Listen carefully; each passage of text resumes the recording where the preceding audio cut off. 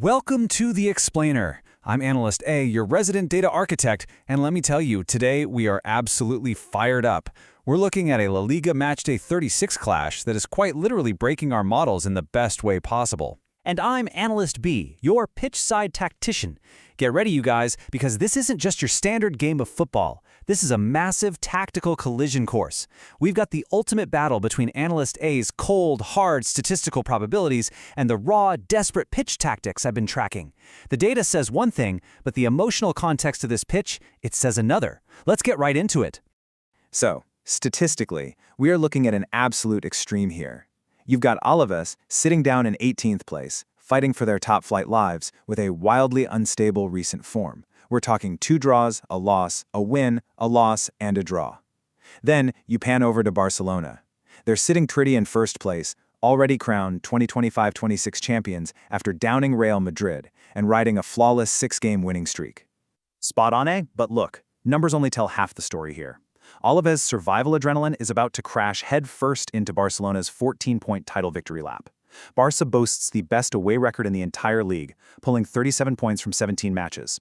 But Alavés at Mendizorroza, with their backs firmly against the wall, they are fighting for pure survival. It's literal desperation versus celebration. Okay, let's dive into Section 1, the tactical clash. Let's strip down these formations because this right here is where the game is won or lost. Alavés is going to drop into a super rigid, compact, mid to low block. You'll likely see them fluctuating between a 5-3-2 and a 5-4-1 when they're out of possession. Their entire tactical priority is just to protect those central spaces and force Barcelona out wide. Right, and the data absolutely backs that up. Barca will counter with a heavy possession 4-2-3-1 or maybe a 4-3-3 structure, basically looking to suffocate Alavés in their own half. Exactly.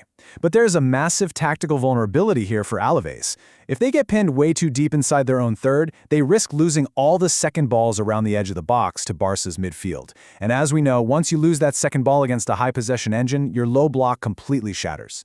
But hang on a second, because Barca's possession engine is actually missing some serious cylinders today. Check out these key absences.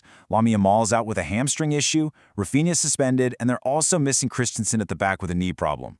Missing those wingers fundamentally breaks Barcelona's ability to create those lethal right-side overloads. Yeah, and statistically speaking, that is a massive drop in explosive wide production for them. Totally. Without those two out there stretching the pitch, the attacking width suddenly depends way too heavily on inverted wingbacks and direct runners like Marcus Rashford or Jules Koundé. More importantly, the creative responsibility is going to shift sharply inside to the half spaces. That puts a huge load on Pedri, Gavi, and Fermin to somehow unlock that Alavés defensive wall. Oh, and let's not ignore Alavés, missing Lucas Boy and Facundo Garcia, plus having massive injury doubts over Tony Martinez and John Guidi, that severely blunts their counterpunch ability. Moving right along to Section 2, key matchups and transitions. Analyst B, and this brilliantly illustrates what happens next. If Barcelona is dominating the half spaces, Alavés has to strike back with the vertical battle. They absolutely cannot build from the back against Barca's press. It just won't work. So they're going to completely bypass Barcelona's pressing triggers by launching direct vertical balls right up to Diabaté.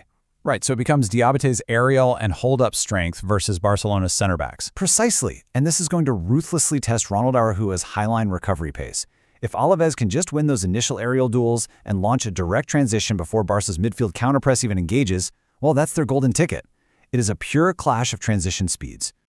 All right, Section 3, Fantasy and XG Anchors. I'm keeping my data hat firmly on for this one to look at the underlying offensive efficiency.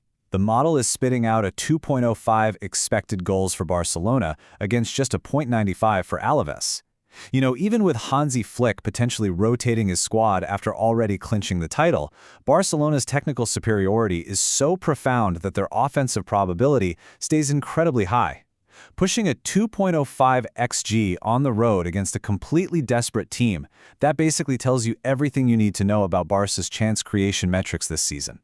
Now, what's really interesting about this slide is the most terrifying statistical anchor in this whole matchup. It's a single number, 45%. That is Robert Lewandowski's statistical probability to find the back of the net in this match. Wow, that's absolutely massive. Why is it spiking so high? It's all because of his terrifying historical efficiency against this specific opponent.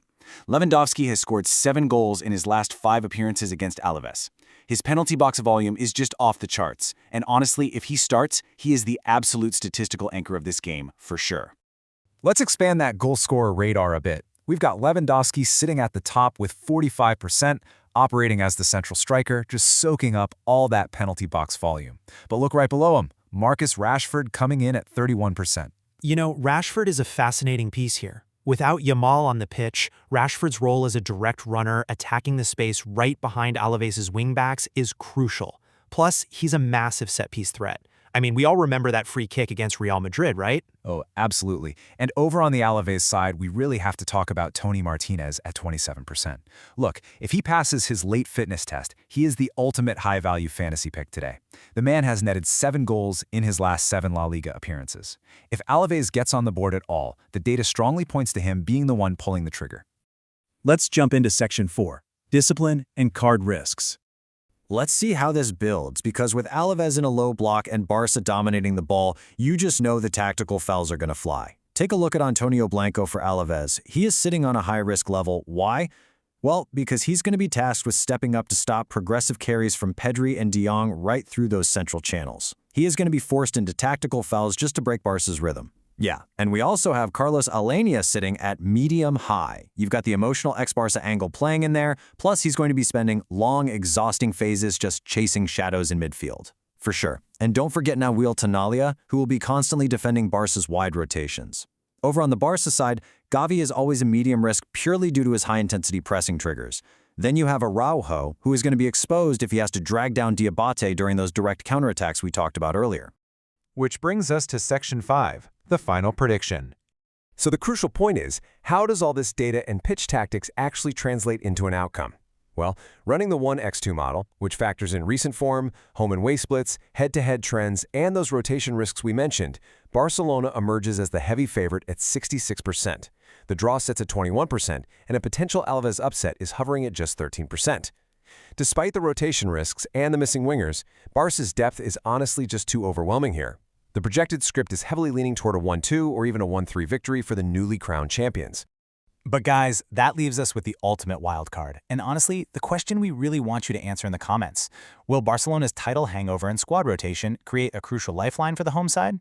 Or will Alavés simply crack under the immense weight of relegation pressure against a technically superior possession machine? And that right there is the beauty of the game. The models give us the blueprint, but the players have to actually execute it on the pitch. Thanks so much for joining us on this explainer. Keep analyzing, keep questioning, and we'll catch you for the next breakdown.